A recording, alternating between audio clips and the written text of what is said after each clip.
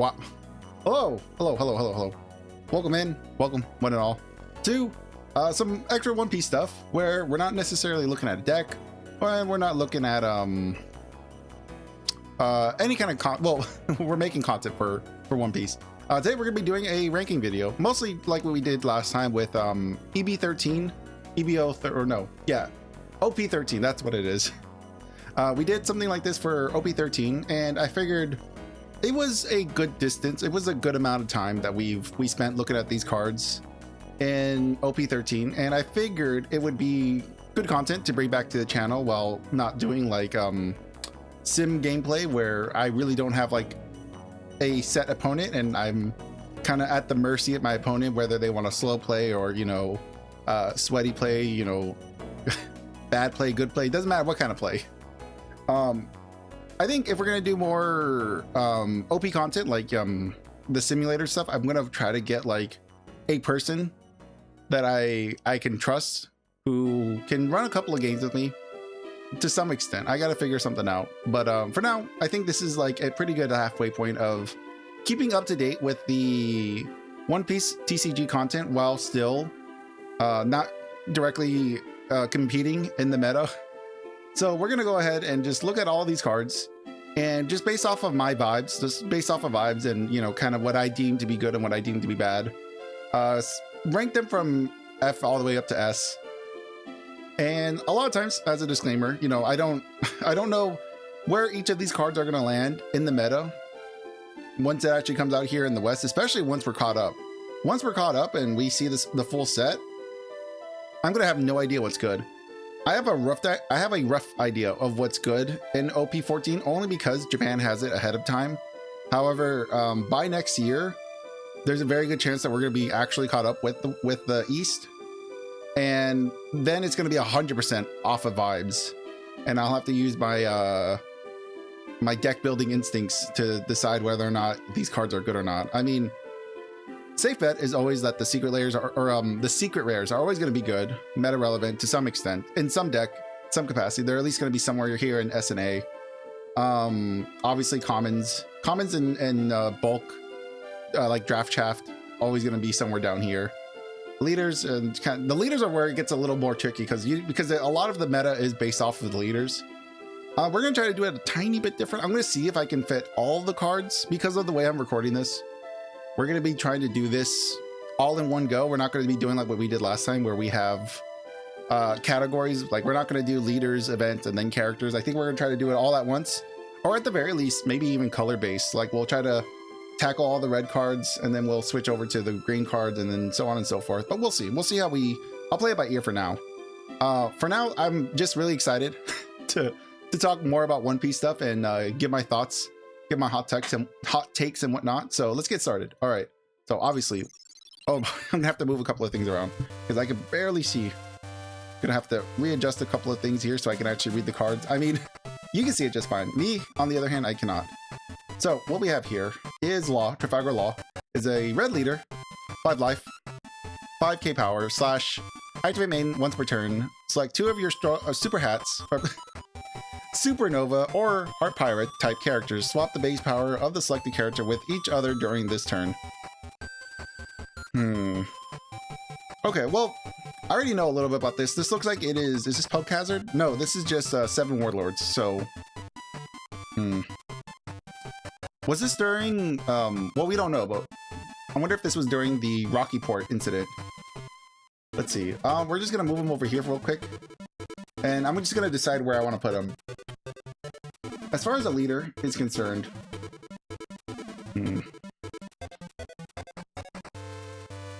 I think there's a lot of potential here because a lot of things that people are talking about with this leader are things like swapping the base power of like a 10 drop, like with your Roger with a low cost rush body. So you get like the benefit of 2 big swings instead of 1 big swing and 1 little swing. So I can see the advantage of this leader. I feel like there's a lot of potential here. However, in the East, he has not been performing very well. He not enough support. And of course, you have to remember, you are locked into Supernovas and Heart Pirates.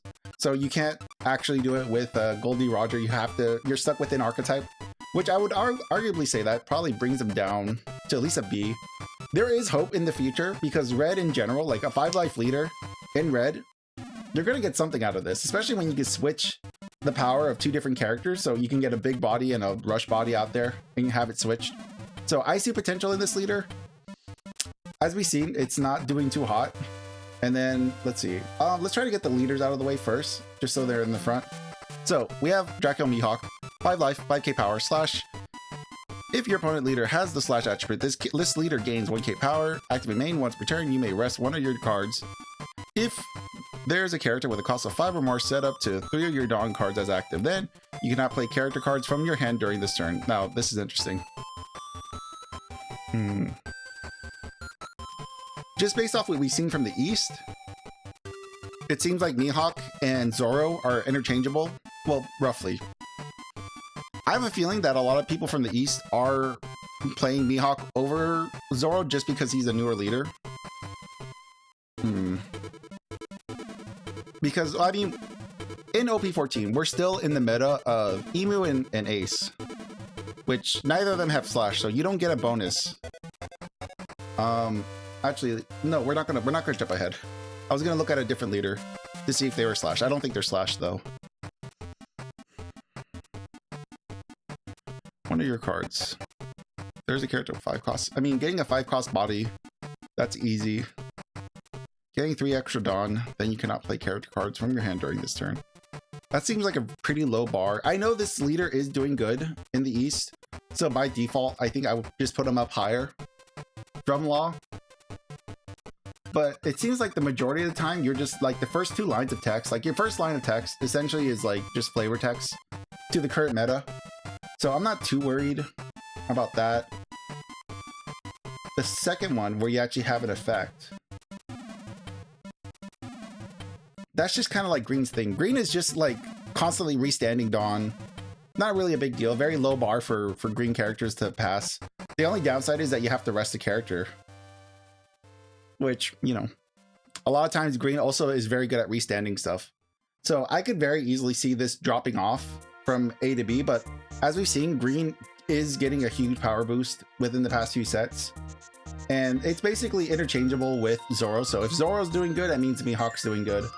So I'll put him here for now. I think if a meta leader that is slash comes out in the future, obviously this will get bumped up over Zoro, but for now, I think putting him at A, just based off of like how he's been performing, I'll put him at A. All right, next one, Jinbei. Jinbei, 5 life, 5k power. Activate main. You may trash 1 card from your hand, give up to 2 Rest of Dawn cards to one of your Fishman or Merfolk type leaders or characters. As we see, he has a lot of different tags. He has Sun Pirates, 7 Warlords, and Fishmen. It's good. The more tags, the better for a leader.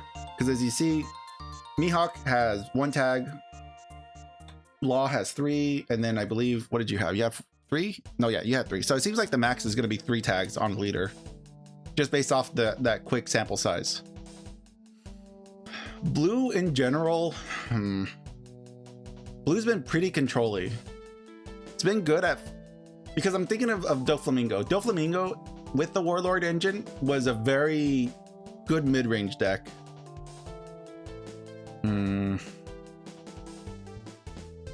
Your Fishman or Merfolk.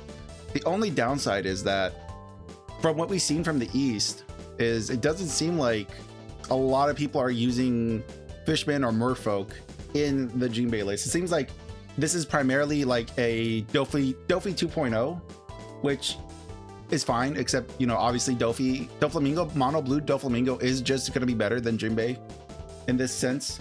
You do get the bonus of being able to use your 8-drop, which he's probably here somewhere. He's probably a secret, right? Where is Jinbei? Where is he?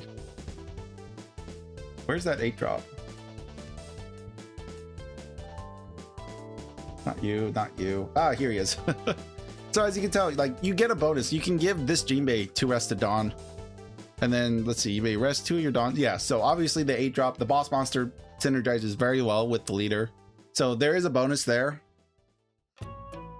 It's just unfortunate that the Fishman engine, that from what we've seen on the Eastern side, like what we've seen Eastern players do is they build it more in the Warlord package and less so in the Merfolk Fishman package. So that does hurt it. If it was maybe blue-green, we can see a little bit more with Hody Jones and whatnot. But unfortunately, Jinbei's locked to blue. So I would argue, while I like this Jinbei card, I would probably put it at a similar level to Law here. I could see it going up. Well, I don't know. Just because it's like a worse version than Doflamingo, and the package that they printed with him isn't strong enough to really support him. Because the thing is, like, this has supernova tags. So we have Heart Pirates, which, you know, in red, there isn't much going on, but there's a lot going on with red supernovas. And obviously, Law is going to get more support than Jinbei, just based off of popularity alone. Same thing with Mihawk. That's another thing we have to keep in mind. Or how popular are these characters against each other? It's going to depend whether Bandai wants to print support for them or not. Because we've seen them do that in the past, where they will print more support for more popular characters than least popular characters, which just sucks. Like, if your favorite character was Foxy, obviously you're not going to be seeing a lot of Foxy Pirate stuff. So I think, unfortunately, I think I'm going to put it at C for this leader for now. Oh, Hancock, speaking of popular, this is currently the meta contender right now. Seems a lot of people are on Boa Hancock and are actually doing really well. They're able to topple over Emu and Ace at times. You know, they're fighting for that third spot where Zoro got pushed out of. So, I mean, automatically that would already put it at S, which we could already put here. If we're keeping Mihawk at A, it would, you know, it would make sense to keep Boa at S. But we might move everything down by one. I don't know, maybe. We'll see. But either way, Boa is a 4-life leader, 5k power, opponent's turn. When you play a character, draw one card. That's already, well, that's on opponent's turn. That's pretty good. So attach it on once per turn. When your Amazon Lily or Kucha Pirate type character with 5k power, base power, or more is KO'd, your opponent adds one card from the top of their life card to their hands. Ooh. So we kind of have that Koala. We have a better version. This is definitely something slightly better than Koala. Like, this gets procced a lot more often than Koala does. The top ability is already active compared to, like, Mihawk. Mihawk's top ability is very situational. Like, obviously against Law, it's going to be better.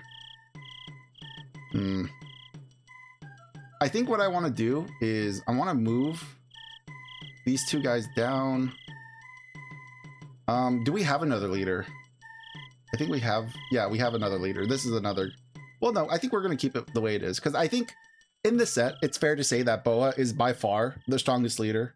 Card draw is always king in any card game. A little unfortunate that it doesn't give other 7 warlords this base effect, so you need to put in Kuja Pirates and Amazon Lily cards, which, if we look at like the yellow and blue cards, blue is primarily Jinbei support and like some other stuff, but yellow is, I think, where all the stuff is. No, yeah, well, there's some stuff here, but like, other than the boss monster, which, to be fair, this is a very good card, there isn't much going on. It's a lot of Thriller Bark stuff, which, speaking of which, that'll be, I think, our next leader. Well, we've got 2 more leaders here, and then we have our Purple Sun. So we'll finish talking about Boa. So yeah. I think it's fair to say that this is going to be S tier for now, just on the set alone, and its own merits against one another. I think Boa is going to easily stand above the rest. A little unfortunate that its second ability doesn't really play a big role into the whole thing. It's kind of suffering from the Jinbei problem, where Jinbei could have a very good leader ability if it included 7 warlord cards. Same thing with Boa. If Boa's card included 7 warlords, then yeah, this would be an easy S tier. Jinbei would jump up a few grades, but because it's locked to like their secondary types, it isn't that great. But being able to draw a card on your opponent's turn, that's pretty good. When you play a character, draw 1 card, which obviously, okay, so when you play a character, which means you're playing trigger characters off of life, which I'm guessing all these are going to be play trigger characters. I know a lot of these are really good. Yeah. Yeah, so it's already all built in. All this stuff is built in to the initial set. And we know blue is really good. We know blue is a very strong support color. Yellow, I mean, these are two really strong support colors. We're seeing Nami, blue yellow Nami, do really well as well alongside Boa. So that just tells you that when two strong support colors are next to each other, that's like that's designed to win. So I would say S is pretty good. We might move everything down by 1, but for now I'm pretty happy where things are. Here's Doflamingo. Doflamingo. I really like this leader. I'll say right off the bat. So Doflamingo is a 5 life leader, 5k power, purple, and is on your opponent's attacks once per turn. Don -1. Select your leader or one of your Don Quixote Pirates type characters. Change the target of this attack to the selected character. So if you didn't know, this is basically Okama My Way, which is a, I mean, we might be able to look it up. Can we look it up? Okama. Because right now we have a filter on. What is it? Oh, there it is. Oh, Come My Way. So this is basically what the Doflamingo leader is this event, and this event is so busted. This was really restricted to like basically one leader, and that was the crocodile, purple, blue, and purple, yellow crocodile. Let's see, can I just do this? Yeah, I can just do that. But they decided to turn an event into a leader, which I think is probably one of the more unique, best things they could have done for this game, was make an event into a leader. And that's what we're seeing here, which is great. I love this. I love this card. I love this leader. From what I've seen based off the deck, it is very heavy. I mean, of course, it's going to be heavy into the Don Quixote Pirates because that's how you use the ability. A part of me wishes that instead of Doflamingo, this was Crocodile, so he could use the Oh Come My Way event. Other than that, I would have actually preferred a Don -2, and then you change the target to whatever you want. But already, this is already like a really strong leader. This leader, I feel like, is easily the S tier leader. Like for me, this would be my S tier leader, and I would have everything moved down 1. So realistically, in my opinion, this is what probably it would look like. However, I know that Boa, for a fact, is going to be strong. And obviously, other Boa cards are going to be like Kuja Pirates type. So Boa cards in general in blue are pretty good. So I mean, really, it should be something like this. Like these two are very easily S, and then everything else is just below it. But yeah, I love this leader. I think this is such a well-designed leader. You know, 10 points to Bandai and whoever's designing the cards. They did a great job. Absolutely love that design. Definitely want to see more. Speaking of which, speaking of design I love, here is Crocodile. Mono black leader, 5 life, 5k power. It has all your opponent's characters cannot be removed from the field by your effects. So active main, once per turn, you may KO one of your characters with the type including Baroque Works. Give up to one of your opponent's characters minus 10k cost during this turn. Then you may trash 2 cards from the top of your deck. So this, when this came out, a lot of people were very confused on this leader. And we knew that this was going to be very much a Rayleigh type of leader, where the leader on its own, standing alone, would suck, but it would need the support of the set it was printed in order to make it good. And I would say that's exactly what happened here. This leader, I personally like this leader almost as much as Doflamingo, but I would argue Crocodile is going to be weaker than Doflamingo just inherently, just because Doflamingo can redirect attacks. Crocodile is very fun with his you know, ready to build deck, because basically like they printed the entire deck within the set, so it's just kind of like one of those ready-made decks for you to play with. And thankfully a lot of them are basically like, I think this is a super rare, and it's not even like a requirement to play in the deck. Most of these are going to be rares and uncommons and commons. Like it's, well, this is another super rare. Again, not, I mean, you can add this to the deck, but it's not super needed. What are needed are definitely these two, your searchers. Definitely need your searchers, which thankfully they're rares. That's a rare, and that's an uncommon. So this deck should be extremely easy to put together. It should be like less than 50 bucks on release. During release, there should be like a $50 deck. I would be surprised if it was more than $50. In fact, I would bet money that this is probably gonna be somewhere around 30 or below once the prices settle down, which we don't know what the prices are gonna look like on release. especially with some of the new investors that are getting into the game. We really don't know what to expect from prices of just, you know, base rarity cards or, you know, alt arts and stuff like that. So that's all up to, you know, speculation. But regardless, this is the leader I'm looking forward to the most. I think this is a very fun ability where we're taking the identity of black and flipping it on its head, which is something that not necessarily, no, I would say Blackbeard. Blackbeard was the last one that did something like this, where Blackbeard kind of flipped the color on its head, and now we're getting Crocodile. We're doing another 180, which brings us back to the top. But either way, imagine we're doing another 180 in a different angle, in a different dimension, and that's kind of what it feels like Crocodile is doing, because earlier on in the game, the majority of what Black's identity was just cost minusing and removing based off of costs. This is trying to do the opposite of that, and the package it was printed with, very, very useful, very helpful. So yeah. You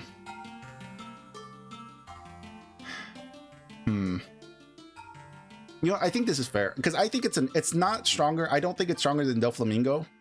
I would like it to be an S, but it's not stronger than Mihawk. I don't think, well, these could probably trade off. I don't know if these can trade off with each other. But yeah, there you go. And then unfortunately, my boy, oh man, they did my man Gecko Moria dirty this set. This could have been anyone else. This could have been anyone else. This could have been any other color combination. All right, Gecko Moria, 4-life leader, 5k power, black yellow. Activate main. Once per turn, you may KO one of your Thriller Bark power type characters. Your leader and all your characters gain 1k power during this turn. When attacking, you may trash 3 cards from your hand. Add up to 1 card from the top of your deck to the top of your life. Oh boy, oh boy, oh boy, oh boy, oh boy. I would argue that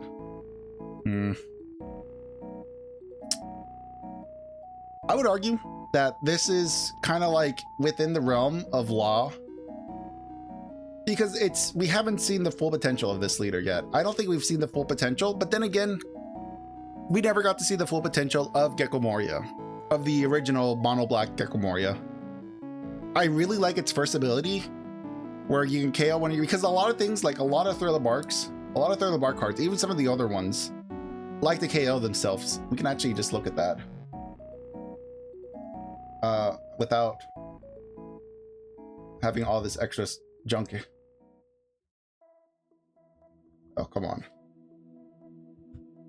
There we go. So here are all the Thriller Bark cards that are available. Here's another leader that's just been abandoned. We have things like Jigoro. Jigoro is probably the biggest thing. We have Shadows of Asgard. If you remember, I actually made a video probably like a year or 2 years ago, testing out Shadow of Asgard with the Jigoro and the Dr. Hogback combo along with the Thriller Bark stage. And if I do decide to pick up Gecko Moria, I plan on basically just remaking that whole engine again and seeing how it does, because we do get a buff once we do start throwing more characters into the trash.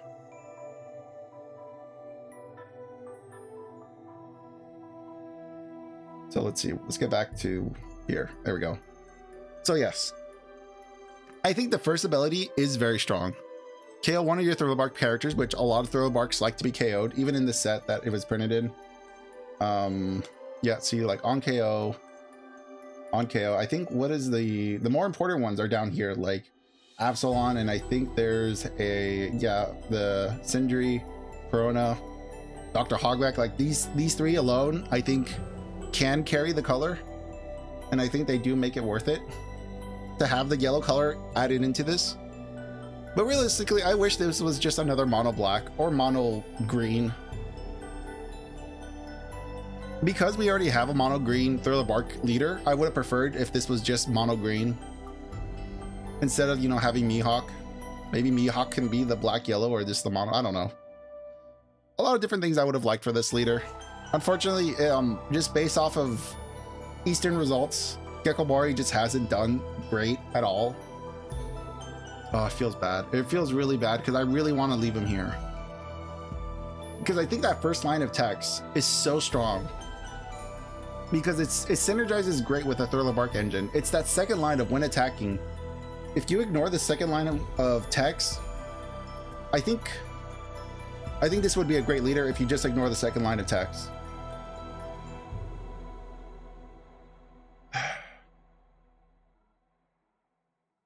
Yeah. Oh yeah. You know what? I'm gonna leave it at B. I don't think he's stronger than Law, but I think he is stronger than Jinbei. And as far as like popularity wise, I think Gecko is gonna probably get more support than Jinbei. Well, no, because Jinbei's a Straw Hat.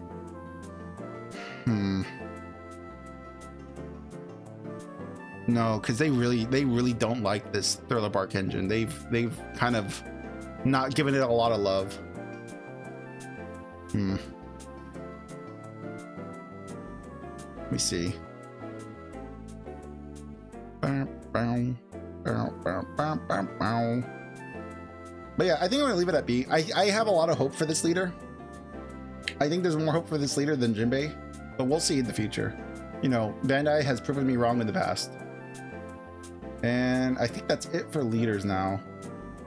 Now we can kind of go back up here and now, do I want to keep up with the tradition of doing events separately?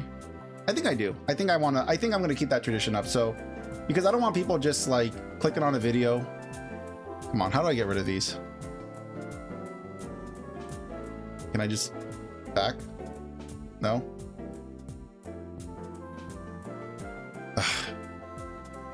Let's see. I need to like refresh this then. OP-14. There we go. And then gotta readjust everything.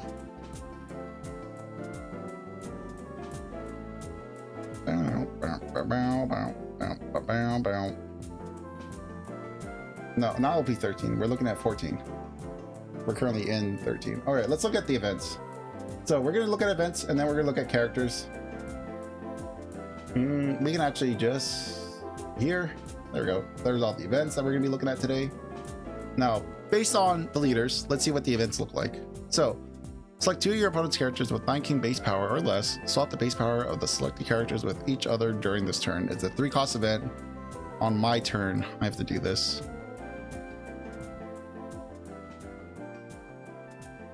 So for 3 Dawn, I could make a big body into the power of a searcher.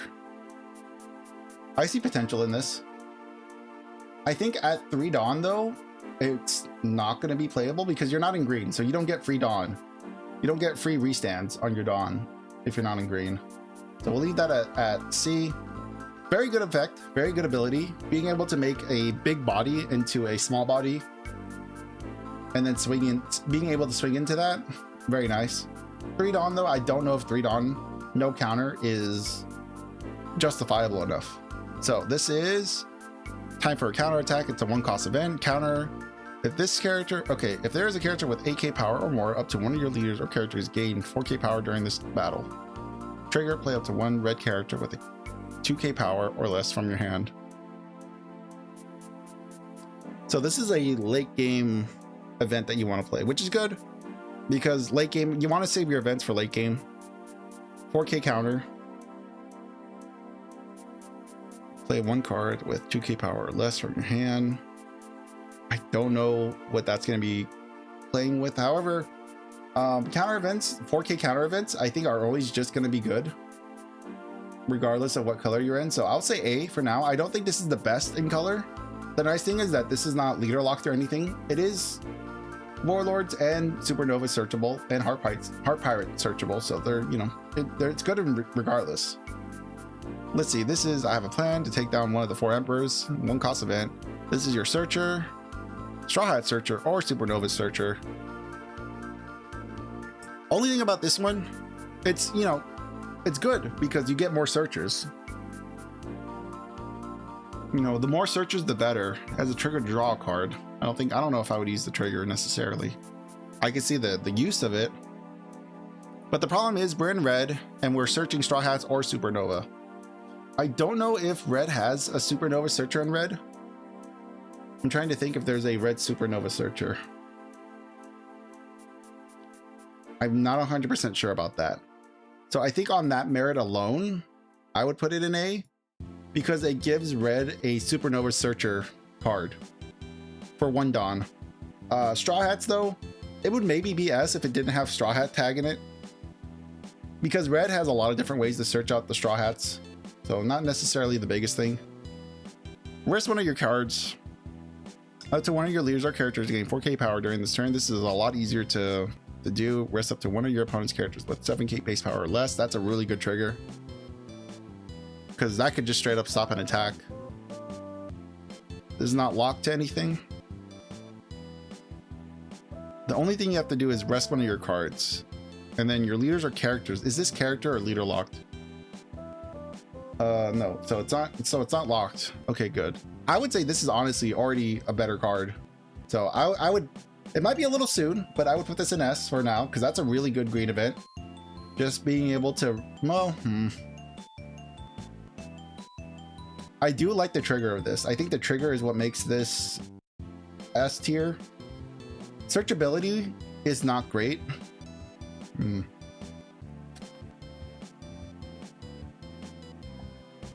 I don't know. I'm struggling here. I would maybe move this to B then, and move this up to A for now. I think that's a little bit better. All right, next one is for fun. 1 cost event. Main, you may rest 3 of your cards. Okay, up to one of your opponent's rested characters with 7k base power or less. Up to one of your leaders gain 3k power during this turn. Okay. So pay 1, rest 3 of your cards. Kill one of your opponent's characters with 7 base power or less.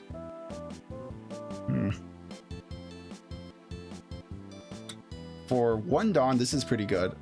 I'm liking that a lot of these Dawns, a lot of these events are costing 1 Dawn now, because that's realistically, that's what you're going to keep up. And then this is, I never bothered to remember the Face of Trash. It is a 1 cost event. Main, you may rest 2 of your cards, draw 1 card, then rest up to one of your opponent's 7k base power or less. Is that better than this? This is KO. Okay. So this is rest. And then one of your leaders gain 3k power during this turn. This is rest 2, this is rest 3. I mean, arguably, wouldn't this be better? Isn't this just better by default? Yeah, you're not going to KO it, but there's a lot of KO protection in the game.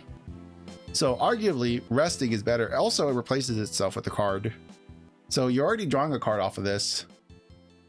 I'm gonna jump the gun a little and say this is S.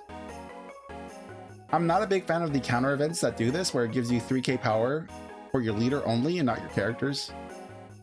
But I do like the fact that you get to draw a card and then you get to rest one of your opponent's characters, which obviously with Emu, being able to rest their Gorosei is pretty big. So I would say arguably this is going to set a little bit higher than normal. And then don't worry, I'm here. Leave Things to Me is a 2 cost event. Main, all your Fishman or Merfolk type leaders and characters gain 1k power during this turn. Trigger, draw 2 cards. The trigger is really good. I like the trigger a lot. This is only Merfolk and Fishman, which we know isn't like super great. I'd probably argue this is going to be like a B. Yeah. All right. The next one is going to be Ocean Current Shoulder Throw. This is a 2 cost event. Main, you may rest 3 of your Dawn cards. Play up to 1 Fishman type character with a cost of 3 or less from your hand. Then return up to one of your opponent's characters with 6k base power to the owner's hand.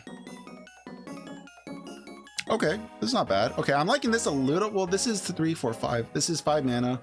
What is we're gonna have to get rid of that filter for this. What's his name?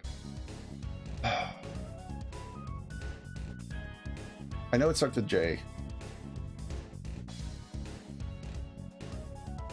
Hold up, I know it's also a blue card. Here we go, Jozu, that's who it is. Jozu's a 6 cost.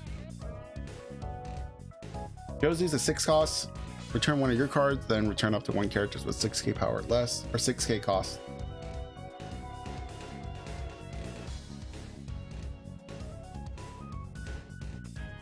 And then this is, so for 5 Dawn, 1 less Dawn, with a cost of 3 or less from your hand.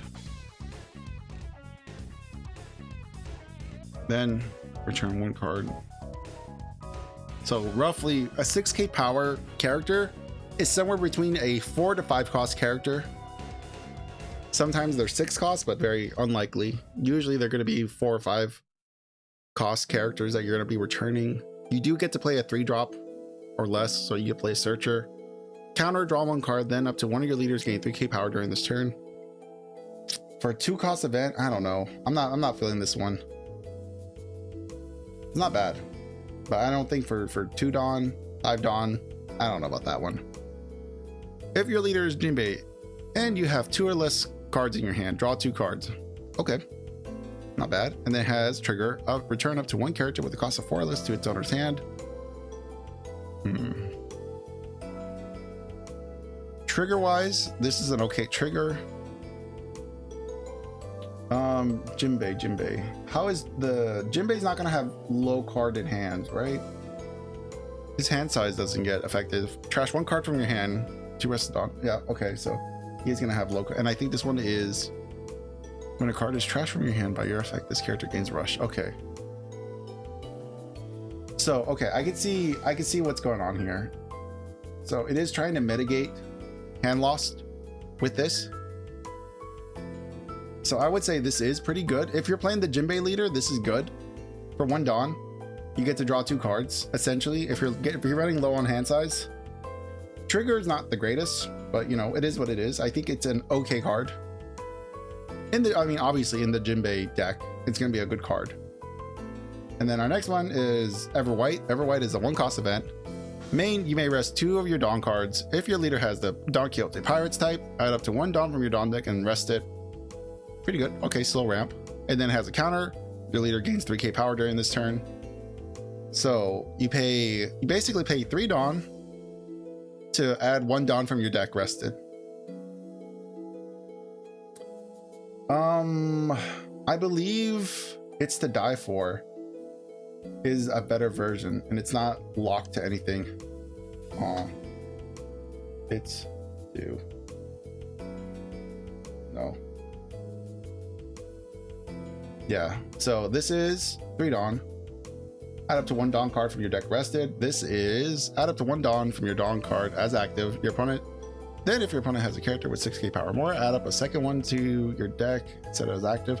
So obviously, okay, yeah, I would say this is this rotating out?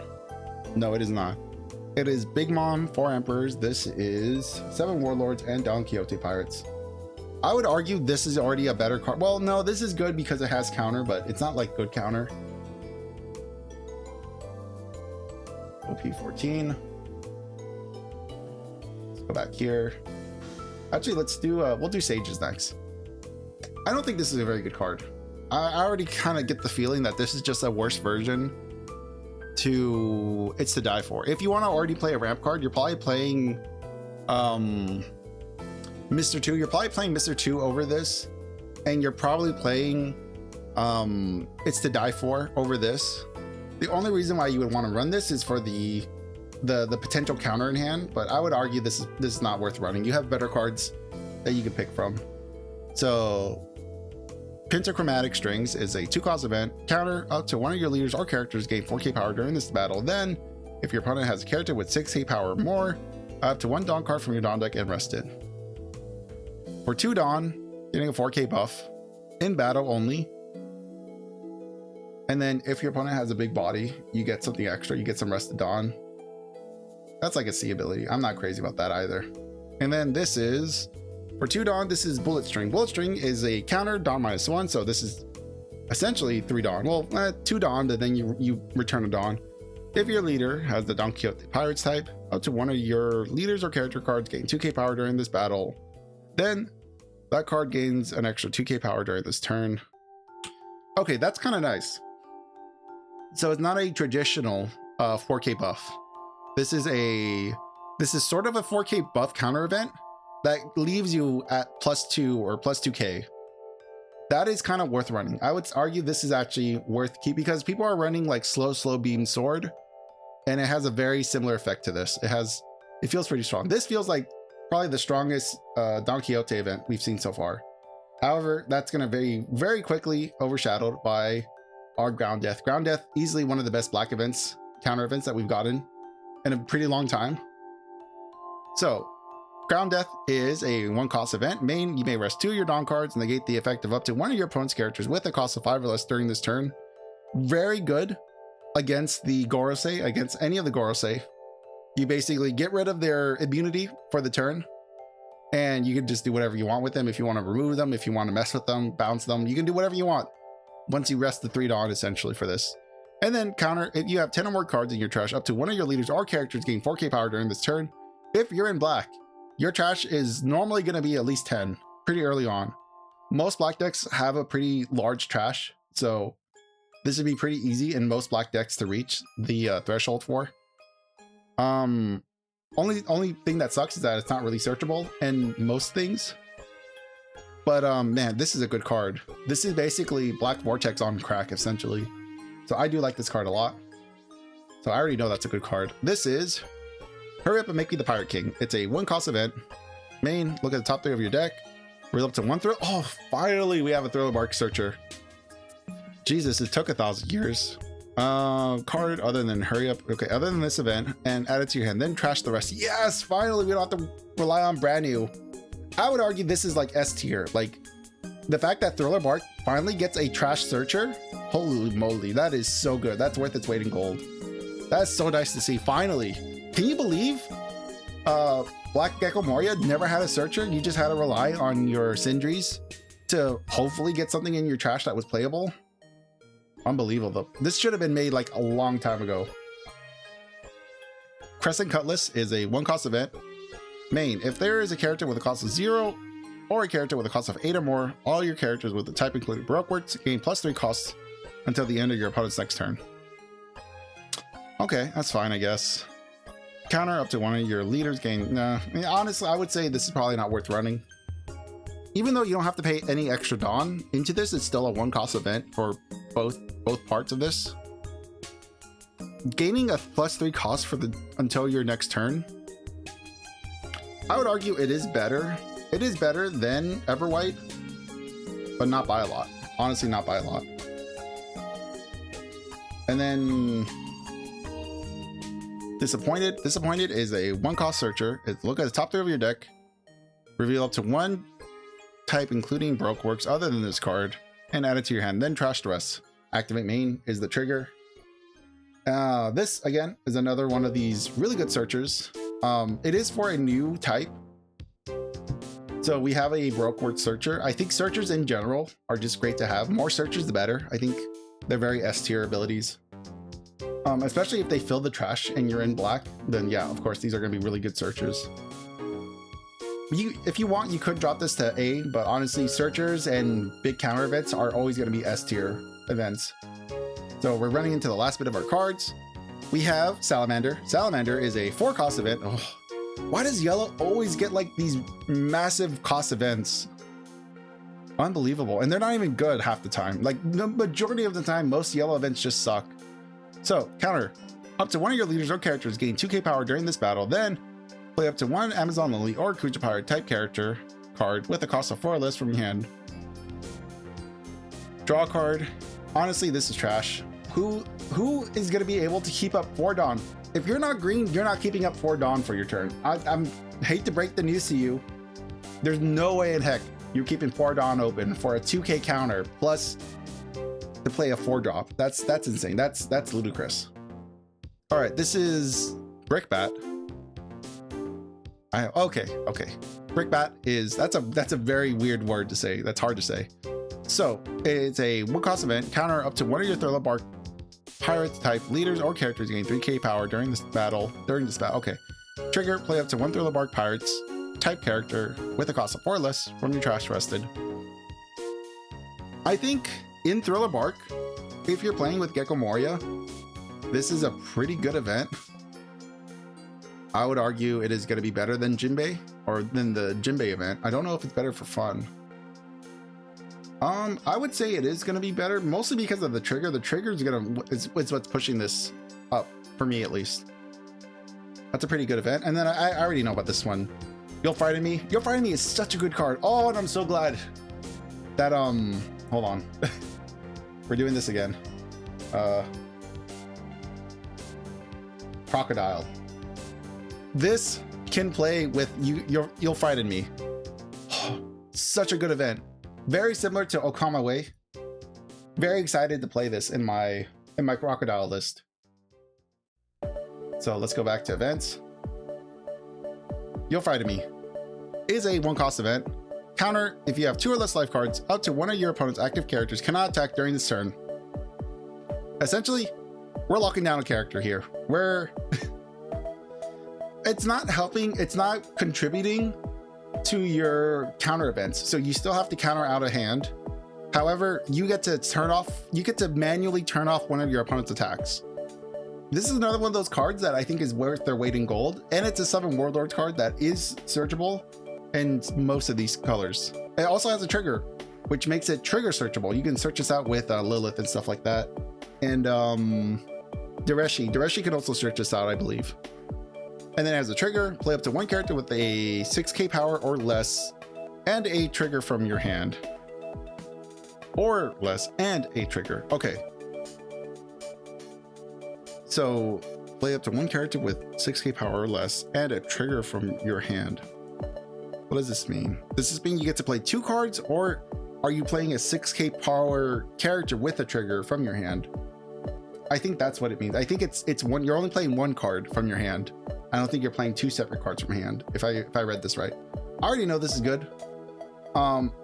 It is almost as good as Ground Death. Definitely has more utility than Ground Death, but I like Ground Death a lot more. I think Ground Death will be more utilized in other decks than You'll Frighten Me. And then of course we have 2 searchers, 2 great searchers for 2 new archetypes.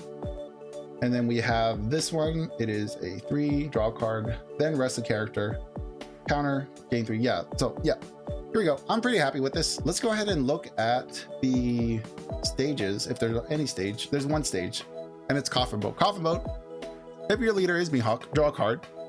All right, replaces itself. End your turn. If your leader is Mihawk, set up to 1 of your Dawn cards as active. I mean, yeah, this is like a auto include for Mihawk. I mean, I'm just gonna put it here. It is better than a searcher. It's 100% better than a searcher, that's for sure. But you're only playing this in 1 deck. So there we go. That is basically our events and our stage. So next one is going to be the big stuff. That's going to be the characters. And let's go ahead. Oh, actually, we're going to have to refresh this. And then we'll start with characters. There we go. So this has characters already selected. Yep, OP-14. All right. This is where the bulk of this video is going to come in. So we're gonna be looking at all the characters from each color. I don't know how many there are exactly, but I know it's gonna take a little bit of time to read all these guys out and decide if we're gonna like them or not. So let's start with Uruj. Uruj is a 3-cost, 2k power, 1k counter. When attacking, if this character has 5k power or more, draw 1 card, then KO up to 1 of your opponent's characters with 3k base power or less. 3k base power is tough. Obviously, you want to use your leader ability on this, which I don't necessarily recommend. Just a draw card when attacking. I guess it's okay for Law, but I don't think this is going to be Law's best card. I'd probably say this is going to be like a C, if anything. So we have Capone Gang Beiji is a 1-cost, 2k power, 1k counter. This character cannot be KO'd by effects of characters with 5k base power or less. It's a 1-drop. Not really asking for much. I would say probably not doing very much in the Law deck or any other deck really. 2-cost, 2k power, 1k counter. This character gains 5k more power. Okay. If this character has 5k power or more, this character gains rush. That is now we're talking. Now we're talking something good. So we're gonna put that at B. That's already a pretty good starting point for us. We already have a low-cost body that has the rush attribute, but it has to have a 5k power or more. Not impossible. It's at 2. You attach 3 Dawn, you can get there. Use your leader's ability, you can get there. Or if you have an event that can boost the power, like in Rayleigh, this is probably pretty good. I think for the potential of Rayleigh maybe being able to utilize this, we have something here. I don't think it's an A, but I think B. So far, that's the best card we've seen. So we have Killer. Killer is a 1-cost, 1k power, 1k counter. Activate main once per turn. Give up to one rested on card to your leader or one of your characters. This is a pretty generic ability. We've seen this a bunch of times. It's nice to have it printed again. Being able to move Dawn around is always nice for red to do. Is it better than Rush, than Potential Rush? I don't know. I don't think so, at least. But these cards could, you know, synergize really well together. So, Sachi and Penguin is a 2-cost, 2k power, 1k counter. When attacking, if this character has 5k power or more, give up to one of your opponent's characters minus 2k power during this turn. I think this sounds already really good. So I would put this right up with Cavendish. Slightly better than Kid and Killer, or slightly better than Killer. Not as good as Cavendish because Cavendish has the potential of having Rush. However, giving something minus 2k power. So if this has 5k power and this swings it into like a, I don't know, 6k, you already at the advantage. So not bad. Here is a 2k vanilla. This is fine. It's a 2k counter, so it is something. It's not nothing. It is a supernova card. This is just another vanilla. These vanillas are primarily just for draft, so we're not gonna worry too much about them. Here is Law. This is the boss monster Law. So let's see. 9 costs, 10k power, no counter. It has Rush, good. It has on your opponent's attack once per turn, you may trash 2 cards from your hand. Ugh, that's already kind of rough. Select one of your characters. Swap the base power of the selected character with the base power of your leader during this battle. That's rough. That's rough. It has Rush. The fact that it has Rush is really good.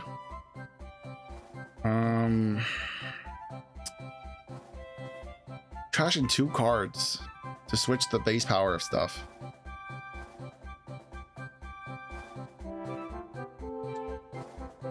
I think for Law, this is a good card,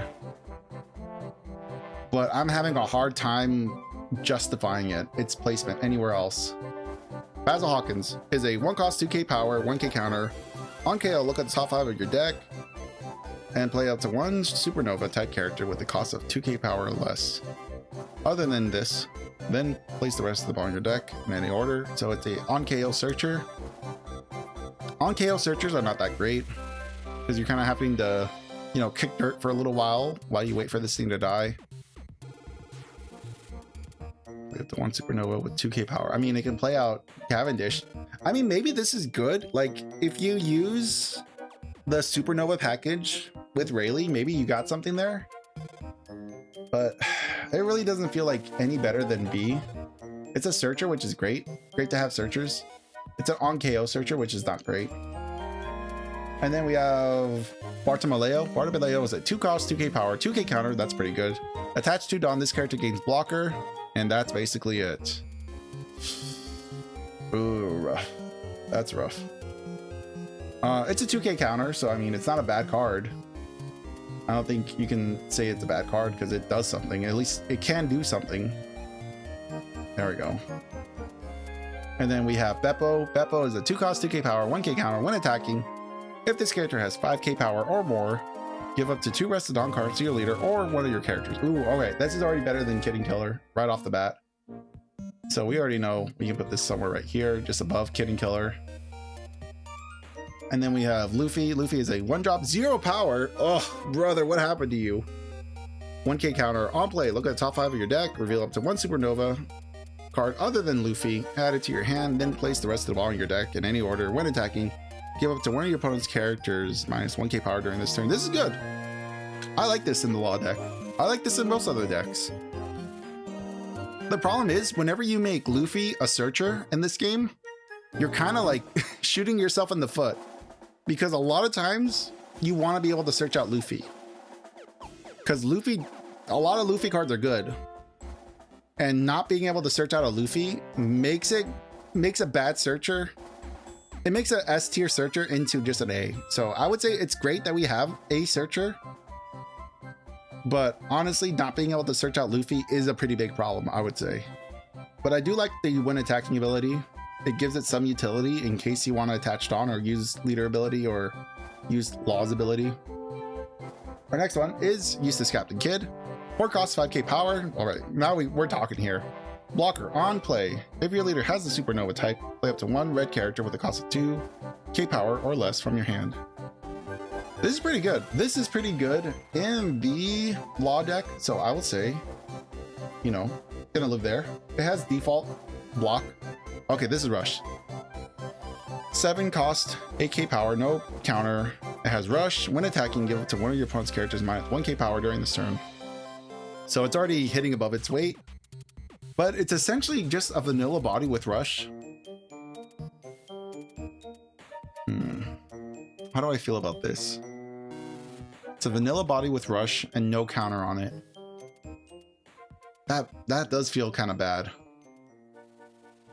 I would argue that the 9-drop Law is going to be better, but it is nice to see that it has Rush.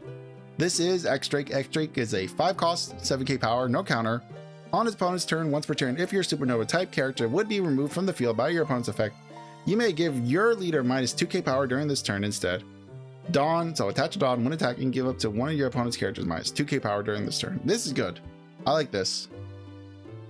Type character would be removed from the field. So this is sort of locked into Supernova. But again, you can use this in Rayleigh. It's not leader locked. I like this. Okay, I think this has potential. I mean, even in the Law deck, this has potential. And it's also like a pretty big vanilla body. So not bad. All right, so that's the red cards. Red not doing that great. Red, I can understand why the Law leader isn't doing good in this set, because there's just not a lot of good support for him in the set he's in. A lot of his cards are just sitting at B. Like, his best stuff is like a searcher, a blocker, and a body protector. No, I don't think so. I mean, okay. I'm starting to see why Law isn't doing so. Okay, yeah. All right, let's move on. Let's move on to green swiftly before I feel bad for all the Law players, because there's a lot of people who like Law, and I don't see. I can see the writing on the wall with these cards. So this is Isho. Isho is a 6 cost, 7k power, 1k counter. Your turn. When this character is rested, you may add 1 card from the top of your life to your hand. If you do, up to one of your opponent's rested characters or stages do not become active on your opponent's next refresh phase. Okay. Eat up a life. Keep something frozen. We have better cards that can do this already. We don't necessarily need Isho to be doing this. To take a life card, man. I would still argue Hoodie Jones still does this better. I guess if you want like mono green navy, yeah, but no. It's not a great card. And this is Usopp. Usopp is a 4 cost, 5k power, 1k counter, film. Yeah, it's a film, straw hat. End of your turn. If your leader has the film or straw hat type, set up to 2 of your Dawn cards as active. I'm going to say that Restanding Dawn is just a generic green ability that's very baseline. I don't think it's great. I don't think it's bad. It's just kind of whatever. So this is Kikunoju is a 1 cost, 2k power, 2k counter. That's good. End of your turn. Set this character as active. That's a little bit better. But why would you even play this character out? I'm not 100% sure. I think 2k counters just in general are just going to be good. Definitely better than this Isho, that's for sure. And then we have Kinemon is a 4 cost, 5k power, 1k counter. On play, set up to 3 of your Dawn cards as active. Then you cannot play any cards from your field during, or play any character cards on your field during your turn. What does that mean? Then you cannot play any character cards on your field during this turn. Rest up to one of your opponent's characters on KO. On KO is great. I don't think green has a way of KOing their own stuff. I think Perona can. This could be pretty good in Perona. If you do a Lana Wano Perona build, you have something here. I would argue there's some spice here. I would say it's slightly better than Usopp just because it has like an extra ability. And then we have Kuro. Kuro is a 7 cost, 8k power, no counter. On play, if your leader is Kuro, play up to 1 East Blue type character card with the cost of 6 or less from your hand. I mean, this kind of tells me that they're gonna probably make a new Kuro leader that is green, because the original Kuro is about to get rotated out. East Blue, play up to 1 East Blue type character with the cost of 6 or less from your hand. I mean, if Kuro does end up getting like support, I mean, yeah, why not? That's great. That's a great ability. It could be an S tier ability, but obviously there's not a lot in East Blue. Currently, not a lot of great stuff in East Blue. So anyways, we have Kazuki Odin, 4 cost, 5k power, 2k counter. That's pretty good. Opponent's turn. If this character is rested, this character gains 2k power. So it's something you can swing with. It's a 2k counter that you can swing with, and on your opponent's turn, you give it a boost. So it's a little harder to remove. I do like this a little more than Kiku. So just on that merit alone, I'm going to put it up here.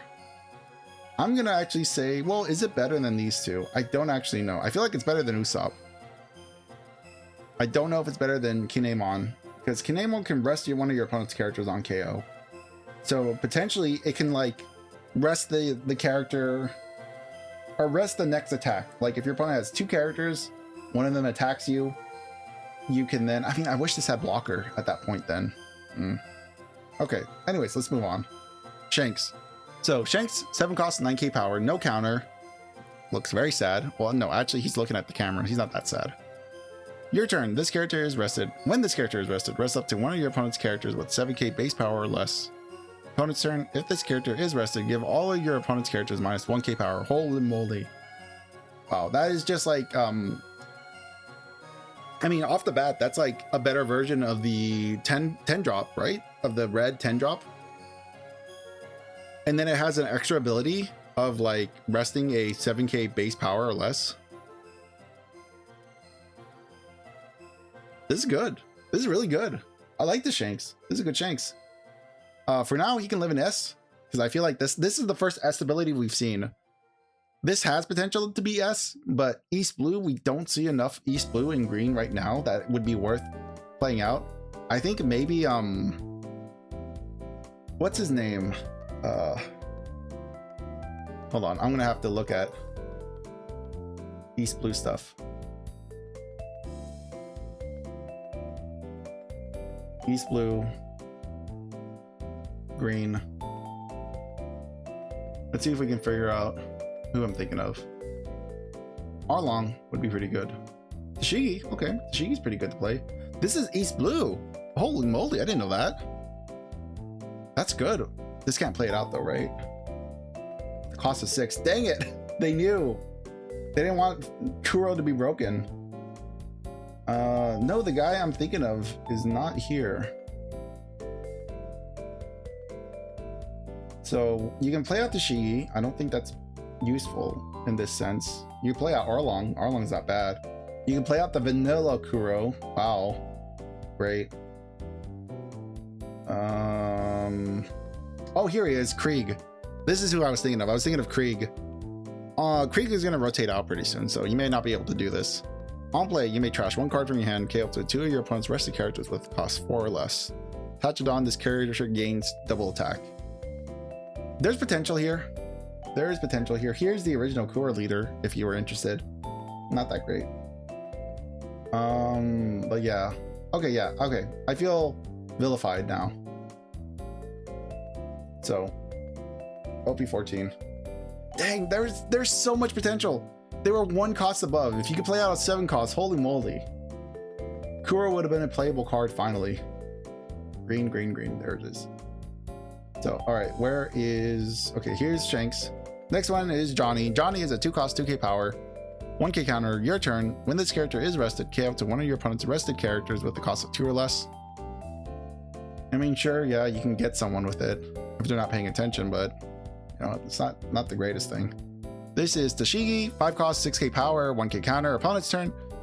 If this character would be removed from the field by your opponent's effect, you may rest 1 of your cards instead. Activating main once per turn, you may rest 2 of your cards. This character gains plus 2k power until the end of your opponent's next end phase. 6, 7, 8. Wow. Wow. Okay, wow. In return, you're resting 2 of your cards. It's Navy. Mono green Navy. I mean, we're getting support for mono green Navy. I think this is good. We're gonna probably put you like here, because so far this seems pretty good. I like this. And if only it was East Blue. If it was East Blue, no, I think this is... Where are you? No, this is in Punk Hazard, because Tashigi has her officer coat on. So this has to be Punk Hazard. Dang. If only it was East Blue. All right, we have who is this? This is Pel and Shaka. Pel and Shaka is just a 2K vanilla creature. So this is gonna be like somewhere here. Like, it's a 2K counter, it's good, but it's nothing to write home about. And then we have Nami. This is such good art of Nami. I love this one. It makes me sad. She's not real. Anyways, Nami. 4 cost, 2K power, 1K counter, blocker, on play. Rest up to 2 of your opponent's characters with the cost of 8 or less. Holy moly. Then set up to 5 of your Dawn cards as active until the end. What? Rest up to 2 of your opponent's characters with the cost of 8 or less. Then, holy moly. Okay, for context, I want you to see another card. Where is it? Where is it? Where is it? This is Crocodile. 8K secret rare of the same set in black. On play. Up to 1 of your opponent's characters with the cost of 9 or less cannot attack until the end of your opponent's next turn. Then, blah, blah, blah, a bunch of other stuff. The first part of this effect is what I'm talking about. This effect is attached to a secret layer black card that is 8 cost, and it essentially freezes a character. In contrast to that, we have a 4 cost green character that can rest 2 of your opponent's 8 cost characters and then give you 5 Dawn Dat. Like, basically this is a -1 character that can rest 2 of your opponent's characters. That makes me mad. That genuinely makes me mad. It's Straw Hat film, it's relevant, it's in the right colors. This is a good card, man. Jeebus. This is a good card. Is it better than Shanks? I would even argue this is better than Shanks because it has counter, you can play it sooner. It's a -1 character. Like, you get Dom back for playing this character. This makes me so mad. Now I'm angry. Okay. This is a human drill. So this is a 3 cost, 4K power, 2K counter. Your turn. When this character is rested, rest up to 1 of your opponent's characters with the cost of 4 or less. This is really good. As a 2K counter, this is a great 2K counter. Definitely, I think one of the strongest we've seen for 2K counters in the set, at least. Definitely better than Odin. Is it better than you though? I actually don't know. I don't know if it's better than Kinemon. It might be, actually, just because it's a 2K counter. I would argue it's better. Okay, Perona. Now this one I think it is good. This one I'm pretty sure is a good card. 5 cost, 6K power, special, 1K counter, on play. Up to 2 of your opponent's characters with the cost of 5 or less cannot be rested until the end of your opponent's next turn. On KO, you may rest 1 of your cards, play up to 1 green character with the cost of 5 or less from your hand. Man, that's good. So when it says cannot be rested until the end of your opponent's next turn, that basically is another version of freeze. That's like the 3rd version of freeze. That's like the 3rd flavor. The nice thing about this version of freezing is that it turns off blockers because your blocker cannot be rested to block. Let's see if we can find a blocker with the rulings on it. Here we go. After your opponent declares an attack, you may rest this card to make it the new target of the attack. And basically Perona says, no, you can't do that. You can't rest your blockers. Haha. Womp womp. Loser. So yeah, this is a great card. This is pretty good. Being able to stop blockers and then being able to play a green character that's 5 or less. Holy moly. Like, think of the combo potential right here. Just these 2 cards alone. Jesus, that's crazy. Okay, Luffy. Luffy is a 3 cost, 3K power, 1K counter. Is it, actually, what is this? Okay, Throw the Bark, Muggy Kingdom. Okay, so not relevant types, but still pretty good. So this is Luffy. Your turn. All of your Straw Hat characters with a base cost of 4 or more gain +1 costs, plus 1K power. Once per turn, if your Straw Hat type character would be KO'd by your opponent's effect, you may rest 1 of your characters instead. There's just like, green already has a bunch of protection spells. This is just an anthem on top of that. It has really relevant card types. It has Film, Supernova, and Straw Hats. Those are all relevant. It's a 3 cost that can basically say F you to your KO effects. to specifically Straw Hats though. That's like the only downside, is that it's Straw Hat stuff. This is very middle of the road for green. I would say green, you could do better than this. Like, it's good. I'm not gonna say it's bad, it's good, but we've seen green do this before. Next one is Yosaka. Yosaka is a 2-cost, 2k power, 1k counter. Your turn. When this character is rested, up to one of your opponent's rested characters with a cost of 4 or less will not become active in your opponent's next refresh phase. I think this is already better than Johnny. Where's Johnny? Johnny's already here. So Johnny, sorry, Yosaka is by default just better than you. It is now canon. How much better though? I would definitely say better than that. I would definitely say like around here, around Odin.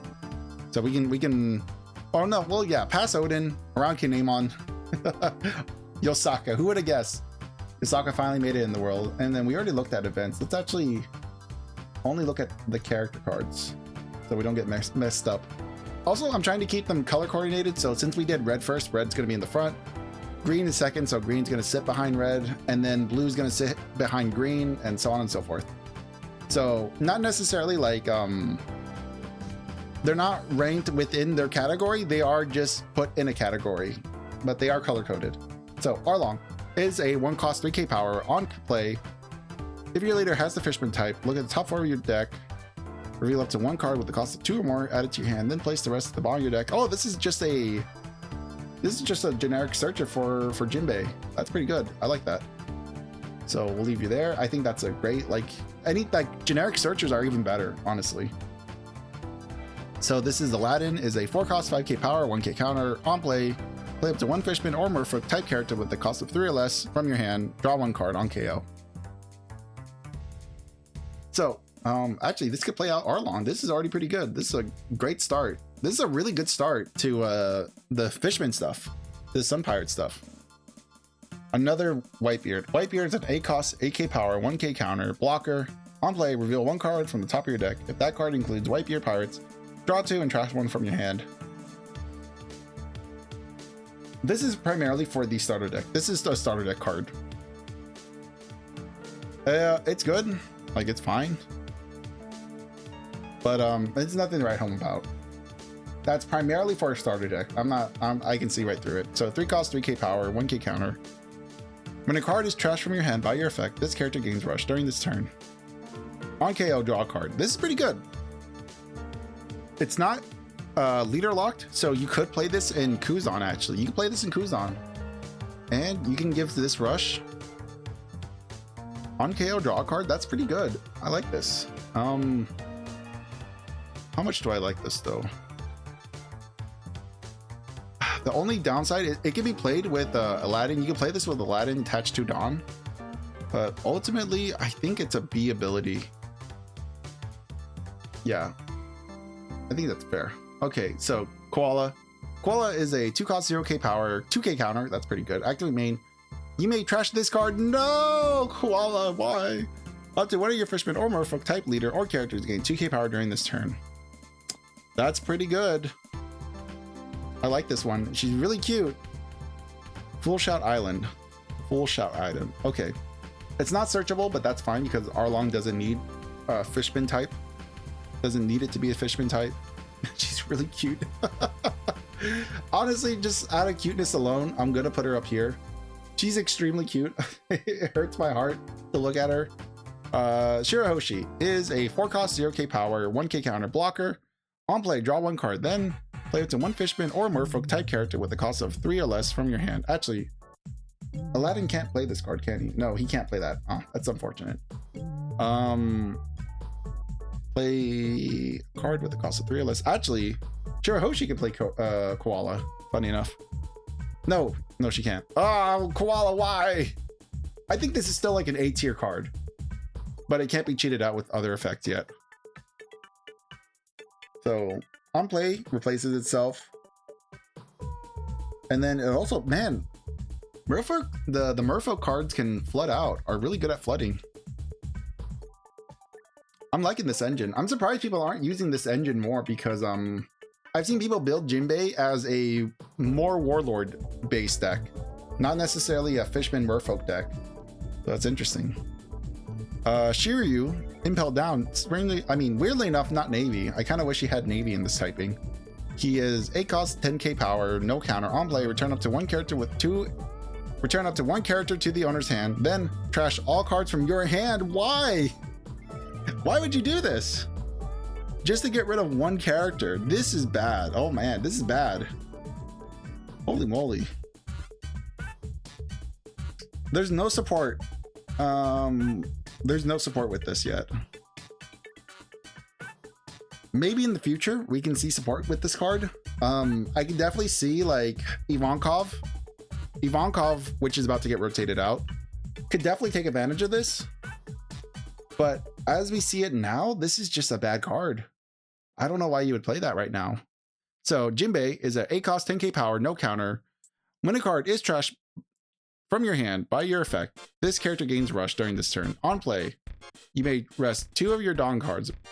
Draw 2 cards, then return up to one character with a cost of 7 or less to its owner's hand. This is good, man. This is such a game changer, man. This is a good card. Is it better than 8 cost Luffy? I think it's honestly on par with the 8 cost Luffy. It gets rush. It draws cards. It bounces a 7 cost or less. This is already better than what is his name? Oh, we just looked at him too. Jozu. This is already better than Jozu. Like, I mean, yeah, you're paying more, but it's a lot better than Jozu. Then this is Chu. Chu is a 1 cost, 3k power, no counter. On play, if your leader is a fishman type, draw 1 card. I mean, it's fine. It replaces itself, but that's about it. That's about all I can give it. That it's capable of replacing itself. So this is Hachan. Hachan is a 1 cost, 3k power, attached to Dawn, on KO, draw a card. I mean, I kind of feel bad, but you know, it is what it is. And then this is Hannibal. Hannibal is a 5 cost, 6k power, 1k counter, blocker. On play, you may trash 3 cards from your hand, play up to 1 impel down character with a cost of 6 or less from your hand. This is bad, man. Oh, this hurts. This hurts. This hurts. Like, yeah, I'm sure like Ivankov would love this card. Like, I'm sure this is great support for Ivankov and Hannibal, the leader. But man, this is bad. This is a bad card right now. And then Vista is a 3 cost, 4k power, 1k counter blocker on opponent's turn. If you have 7 or less cards in your hand, this character's base power becomes the same as your leader's base power. I mean, it gets like a 1k buff sometimes. Sometimes it gets a 2k buff. That's a blocker. It's okay. It's not that great. Like, if you don't have blockers, sure, but I wouldn't necessarily play that. And then we have Fisher Tiger. Let's go. My favorite guy. Literally, the more stuff we hear about, the more stuff we get from the flashbacks, the better Fisher Tiger looks, I would say. I mean, we got to see a little bit more of Fisher Tiger, like a little bit more of his finished story. We got to see more of like what happened when he went up the red line. I still like to believe, like, despite what we learned in the manga, I still like to believe Fisher Tiger is still still like one of the top 10 strongest guys in the universe, or in the One Piece universe. This guy is still like top tier. You really can't just climb the red line and then like start a revolution at the red line with the slaves there and not be like one of the best. So anyways, Fisher Tiger is a 6 cost, 7k power, 1k counter. On play, if your leader has the fishman type, draw 3 cards. It's pretty good. End of your turn, trash cards from your hand until you have 5 cards in your hand. Huh. This is strange. Because the second part of this effect makes me think that like Ivankov wants to see this.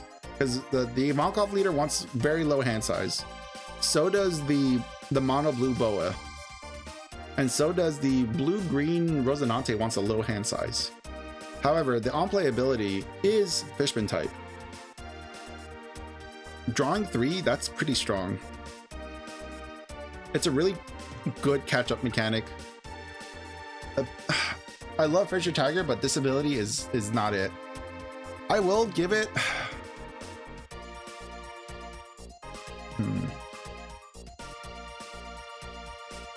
I'm gonna put in C.